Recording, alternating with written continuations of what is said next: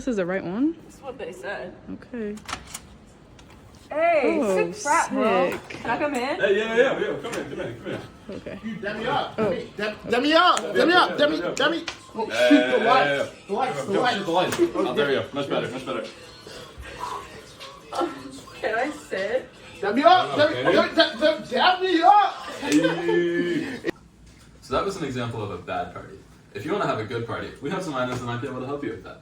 For example, we have this LED pong table. It's got a nice Harvard in the middle. We have bars on either side, and then we have a static animation running underneath the cups. There is the possibility to run this with music signals, so that it is music reactive. But right now we don't have any music playing. As you can see, it's just reacting to the sound of my voice, so we have that turned off. Otherwise it would be like flashing kind of erratically.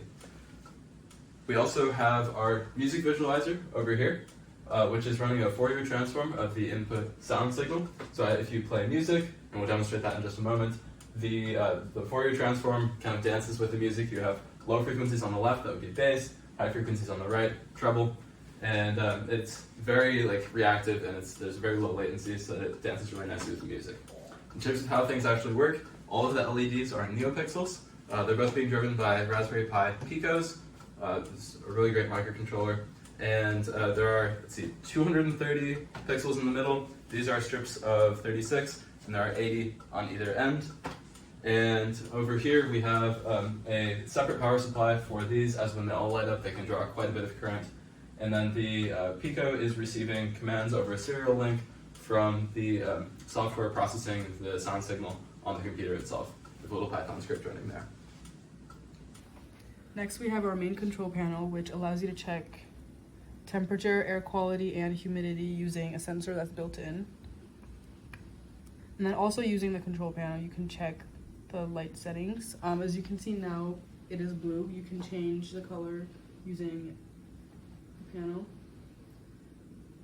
If you're feeling lazy and don't want to get up, you can also change it using the remote. And we're able to use a remote because of the IR.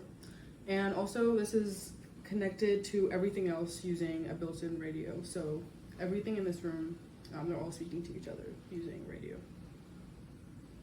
Okay, so this is our outlet module. So just to show you how we got this working, we have our radio circuit, and what we basically did was we hacked into the control for the outlet, and then analyzed its circuitry, the circuitry that was governing how the outlet turns on and off, and then manipulated it so that we can control how the outlet turns on and off for our own purposes. And then, as mentioned before, all of our modules are connected to each other through radio transmitters and communicate with each other.